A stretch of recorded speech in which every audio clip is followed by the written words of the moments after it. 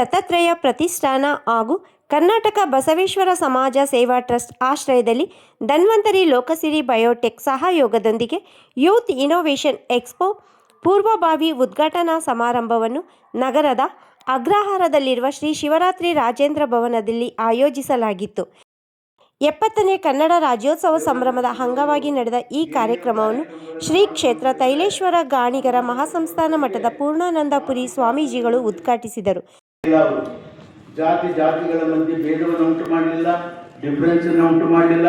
ಮೇಲ್ ಜಾತಿ ಕೀಳ್ ಜಾತಿ ಅಂತಕ್ಕಂಥದ್ದನ್ನ ಹಿಂದುಳಿದ ಹೆಸರೇ ಹೇಳಲೇ ಇಲ್ಲ. ಅವರೆಲ್ಲ ಕಾರ್ಯಕ್ರಮಗಳು ಹೇಗಿತ್ತು ಅಂದ್ರೆ, ಕಾರ್ಯಕ್ರಮಗಳನ್ನ ಕೊಡ್ತಕ್ಕಂಥ ಬಡತನವನ್ನು ಹೋಗಲಾಡಿಸ್ತಕ್ಕಂಥದ್ದಕ್ಕೆ ಕಾರ್ಯಕ್ರಮಗಳನ್ನು ಕೊಡ್ತಕ್ಕಂಥದ್ದು ಮತ್ತು ಸಮಾಜದಲ್ಲಿ ಕೆಳಗಡೆ ಇರ್ತಕ್ಕಂಥವನ್ನ ಮೇಲಕ್ಕೆ ಬರಬೇಕಾಗಿದ್ರೆ ಮಾತನ್ನೇ ಹೇಳಲಿಲ್ಲ ಅವರು. ನಾನು ಹಿಂದುಳಿದ ವರ್ಗದ ಪರವಾಗಿದ್ದೀನಿ, ಇವ್ರಿಗೆ ಎಗೇನ್ಸ್ಟ್ ಹೇಳಲಿಲ್ಲ ಅವರು.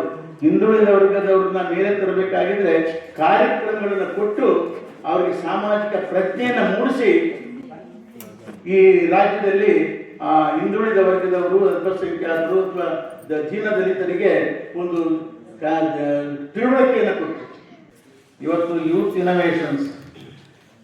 ಇನೋವೇಷನ್ಸ್ನಲ್ಲಿ ಯೂತ್ಸು ನಮ್ಮ ದೇಶದ ಯುವಕರು ಅತ್ಯಂತ ಪ್ರಭಾವಿತವಾಗಿ ಇಡೀ ಪ್ರಪಂಚದಲ್ಲೇ ಒಳ್ಳೆ ಹೆಸರನ್ನು ಗಳಿಸಿರ್ತಕ್ಕಂಥದ್ದು ನಮಗೆಲ್ಲ ಹೆಮ್ಮೆಯ ವಿಷಯ ಅಂತ ಹೇಳ್ಬೋದಾಗಿದೆ. ಇಂಡಿಯಾ ದೇಶದ ಭಾಷೆ ರಾಷ್ಟ್ರೀಯ ಭಾಷೆ.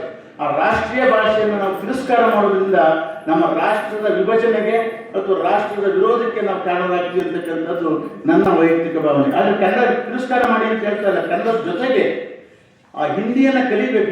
ಹಿಂದಿ ಮತ್ತು ಇಂಗ್ಲಿಷ್ 3 ಭಾಷೆಗಳು ಮಾತ್ರ ಅವಶ್ಯಕವಾಗಿ ಬೇಕು. ಅದಕ್ಕೋಸ್ಕರವಾಗಿ ನಾನು ಈ ಕನ್ನಡ ರಾಜ್ಯೋತ್ಸವ ಸಂದರ್ಭದಲ್ಲಿ ನನ್ನ ಅನಿಸಿಕೆಯನ್ನು ನಾನು ಹೇಳಿದ್ದೇನೆ ಅಷ್ಟೇ.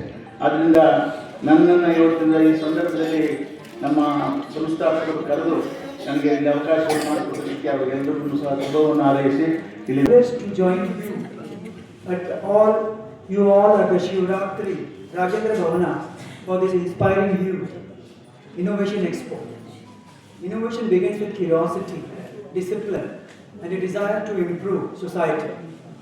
I encourage every young innovator here to dream big and work with purpose. My best wishes to all the exhibitors and the organizing team who are participating in this event and making it a grand success. I wish every success to all the participants and exhibitors and look forward to a flourishing business in this particular event. Thank you so much. ಧನ್ಯವಾದ. ನಮ್ಮ ದೇಶವನ್ನ, ನಮ್ಮ ರಾಷ್ಟ್ರವನ್ನ ಯಾವ ರೀತಿಯಲ್ಲೂ bus ಬಡಿಯಕ್ಕೆ ಆಗದೇ ಇದ್ದಂತಹ ಸಂದರ್ಭದಲ್ಲಿ ಹೊಸ ಆಯುಧ ಯಾವುದು? ಡ್ರಗ್ಸ್. ಯುವ ಜನರನ್ನ ನಿರ್ವೀರ್ಯರನ್ನಾಗಿ ಮಾಡ್ಬಿಡೋದು. ಅವನು ನಿತ್ರಾಣ. ಅವ್ನು 40 ವರ್ಷಕ್ಕೆ ಅವನು ಮುಗ್ದ ಹೋದ, ಅವನ ಆಯುಷ್ಯ ಮುಗಿತು. ನಾವೇನು ಸಾಧಿಸ್ತೀವಿ? ನಾವು ಹೇಳ್ತೀವಿ ನಮ್ಮ ದೇಶ ಯುವಶಕ್ತಿಯಿಂದ ಕೂಡಿದೆ ಅಂತ. ಎಲ್ಲಿದೆ ಯುವಶಕ್ತಿ? ಹಾಗಾಗಿ ಯುವಶಕ್ತಿಯ ಮಾನಸಿಕತೆ ಬದಲಾಗಬೇಕು. ನಮ್ಮ ಭಾಷೆಯ ಮೇಲೆ ಅಭಿಮಾನ ಇರಬೇಕು.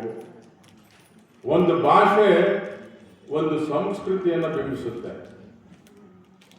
ಒಂದು ಭಾಷೆ ಅಳಿದೋಯ್ತು ಅಂದ್ರೆ ಜ್ಞಾಪಕ ಇರಲಿ, ಆ ಸಂಸ್ಕೃತಿಯೇ ಅಳಿದೋಗುತ್ತೆ.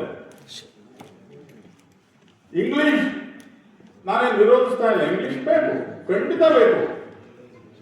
ಆದರೆ ಇಂಗ್ಲಿಷ್ ಬೇಕು ಅನ್ನುವ ಹುಚ್ಚಿನಲ್ಲಿ ಕನ್ನಡವನ್ನ ಹೀಗೆಳೆಯೋದು, ಕನ್ನಡವನ್ನ ಮರೆಯೋದು. ಒಂದು ಉದಾಹರಣೆ ಹೇಳ್ತೀನಿ. ಕೆಲವು ತಂದೆ ತಾಯಿಗಳು ಹೆಮ್ಮೆಯಿಂದ ಹೇಳ್ತಾರೆ, ನನ್ನ ಮಗನಿಗೆ ಕನ್ನಡ ಬರಲಿಲ್ಲ. ಬಹಳ ಹೆಮ್ಮೆಯಿಂದ ಎದೆ ತಟ್ಟು ಹೇಳ್ತಾರೆ, ನನಗೆ ರಕ್ತ ಕುದಿತಾ ಇರುತ್ತೆ. ಕಾರಣ ಏನಂದ್ರೆ ಕನ್ನಡ ಬರೋದಿಲ್ಲ ಅನ್ನೋದು ಹೆಮ್ಮೆನೇ ನಿಮಗೆ. ನಾಚಿಕೆ ಆಗಬೇಕು. ಕನ್ನಡದ ಜೊತೆಯಲ್ಲಿ ಬೇರೆ ಭಾಷೆಗಳನ್ನ ಬೆಳೆಸಬೇಕು, ಬೇರೆ ಭಾಷೆಗಳನ್ನ ಕಲಿಬೇಕು. ಭಾಷೆಗಳನ್ನು ಕಲಿಲೇಬೇಕು. ಬಹುಭಾಷಾ ಪ್ರವೀಣನಾದ್ರೆ ಅವನ ಜೀವನದಲ್ಲಿ ಮೇಲ್ ಬಂದ ಅಂತಾನೆ. ಆದರೆ ನನ್ನ ಭಾಷೆಯನ್ನು ನಾನು ಮರೆತು ನನ್ನ ಭಾಷೆ ಅವನತಿ ಹೋಯ್ತು ಅಂದ್ರೆ ನನ್ನ ಸಂಸ್ಕೃತಿಯೇ ಹೋಯ್ತು. ಕನ್ನಡ ಹೋಯ್ತು ಅಂದ್ರೆ ಕರ್ನಾಟಕ ಹೋಯ್ತು. ಹಾಗಾಗಿ ನಾವು ಮಕ್ಕಳಿಗೆ ಅವರು ಅವರು ಎಷ್ಟೇ ಇಂಗ್ಲಿಷ್ ಕಲೀಲಿ, ಕನ್ನಡವನ್ನ ಕಡೆ ಪಕ್ಷ ಓದೋದಕ್ಕೆ ಬರೆಯೋದಕ್ಕೆ ಬರುತ್ತಾ, ಬರದೇ ಇದ್ರೆ ಕಲಿಸ್ಬೇಕು.